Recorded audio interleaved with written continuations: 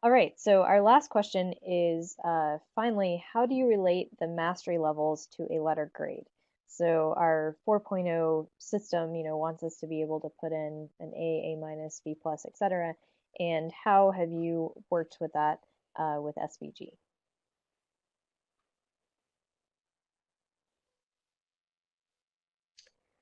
Okay, so I'll kick this off, and what I'm presenting up in the top corner is sort of my grading scale again. And I mentioned in for the last question that pretty much before at the start of every project, I sort of just remind students of what the overall course grading scale is. And so a couple years ago, I had a colleague who was teaching using this system for the first time, and he was actually struggling, grasping how this sort of connects with what he was familiar with, the traditional grading scale. So he actually created this, and we now share this with students to show them that this type of scale that we're using actually provides you with a larger opportunity to get a higher grade in this course. Now, standards-based grading for us, it's not our intention to try to get students to have better grades. It's to show them that there's a comfort level with not doing well early. I've sort of, I know I'm kind of repeating myself with the fail early so that you can succeed later, but that's really the goal is to show them that it's okay if you get a score that is a 2. That does not mean that it's 50%. It's different in this particular scale. And so even though you may have struggled on a certain aspect early on, you can still ultimately, at the end of the semester, achieve that grade that you want. And all of this sort of boils down to the idea of trying to encourage students to actually learn what we're actually trying to teach them and have them experience what the intention of the course is without being so focused on, I need to get an A, I need to get a perfect score. Because in this particular class, you don't need to get a perfect score, especially on those early projects that we give students. You can do poorly and still be just fine at the end of the semester with that grade that you ultimately want so that you get the GPA that you want so that hopefully you can get the job that you want. So again, a lot of this actually boils down to continually reminding students of what the scale is. As Jay described earlier, right? Some familiarity not only for faculty but for us is usually a 0 to 100 scale. And so this is just to remind students, listen, we're not working on a 0 to 100 scale. We're working on a different scale, and there are opportunities for you. And ultimately, you should be just fine. And typically, most students, again, I mentioned this in my last slide, that typically students end up with a B, A or B in the course that I teach, and it's usually failure to work within a team, failure to get in assignments, failure to actually attend class that ultimately usually takes a student down into the All right, C, thanks. D, That's or a E great range. visual. It's really nice. All right, Matt. So again, when I give them the feedback, I basically just give them a grade, a letter grade. So I give them letter grades with plus or minuses, and that's what they see. So for example, there's an assignment right here where they've got a B plus and an A, a couple other scores, and then basically the average grade is kind of calculated at the bottom there based on that.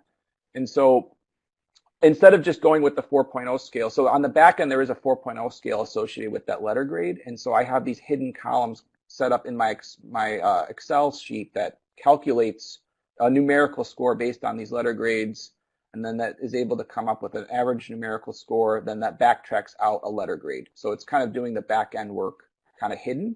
But when I give them the feedback, I just give them a letter grade for each of these learning objectives. And then I've got it set up to where it kind of color codes that as well. So green is go, you're doing really well. And then yellow, you're kind of, there's some concerns. And then red is you're not really doing well at all in these areas. So it's kind of more visual feedback. Um, and then again, with their individual course grades, I'm able to kind of take those scores and modify them based on the individual CAPME assignment results that we get. So this is like presenting right here just the team grade at that snapshot in time. All right, and next. Okay. So we have about in my course about 18 outcomes that we assess continuously throughout the course. And I haven't provided any weighting on those specific outcomes like I mentioned earlier. So each one has like an equal weighting of like 1 point. Okay, so at the end of this, it's all out of 18 demonstrated outcomes. However, based on that scaling, in order to get into something, I didn't want it to just be binary. Did they demonstrate? Did they not? Give them some middle ground and some growth. So within Canvas, I guess set up the different mastery levels, and this is kind of an evolving kind of framework as well. But what I settled on this semester was exceeds mastery, meets mastery, near mastery, and well below mastery. And I, for each one of those points, my manual calculation is 100 for that exceeds mastery, 90%, 75, 50. So I try to get a little bit more harsher on those well below, because if they are very focused on that grade, then they're kind of more driven to find opportunities to demonstrate mastery later on. And then I have the meets mastery and the exceeds. I differentiate it just from I try to push them more, especially in the programs that we teach. There's things that they can learn that we don't cover in the course.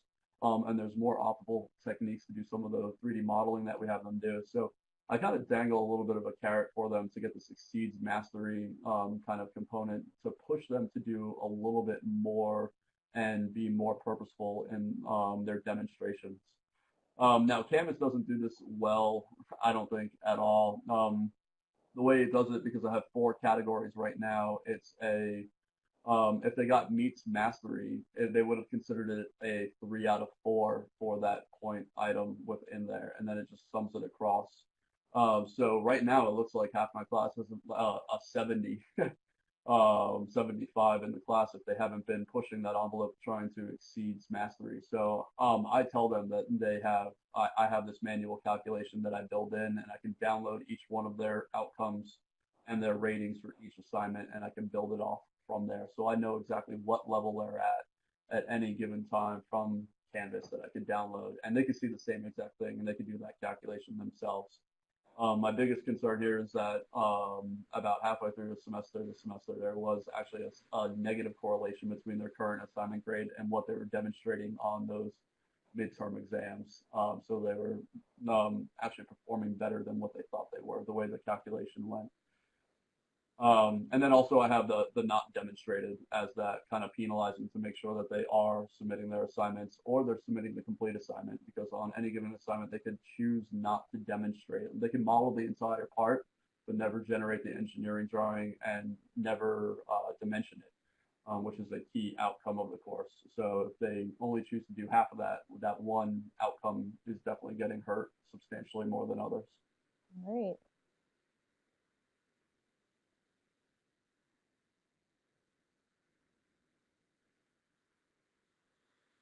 So because I use a point system, things are pretty much just a breakdown of how many points they've accumulated over the course of the semester. So I bring back one point about the points when a given learning objective is assessed, they're getting, either 100% of that point value associated with that learning objective, or 80% or 50% or 0%. And so on a given assignment, if they had 10 points for a problem set, they might be getting like 6.6 on a problem set. But they do accumulate across all the assignment types that we have. And so we're just using outright the sum of their points out of 1,000 to assign a letter grade. Right now, we're not using a plus-minus system. Purdue had a tradition of not having a plus-minus system for a very long time. We've only had it for a couple of years. And our class, it's up to the instructors whether they use it or not. And currently, we're not using it. We're also currently discussing using Right. plus So minus. again, we have not right now. several different approaches to converting our standards-based mastery on objectives into the letter grade that the college wants us to report out.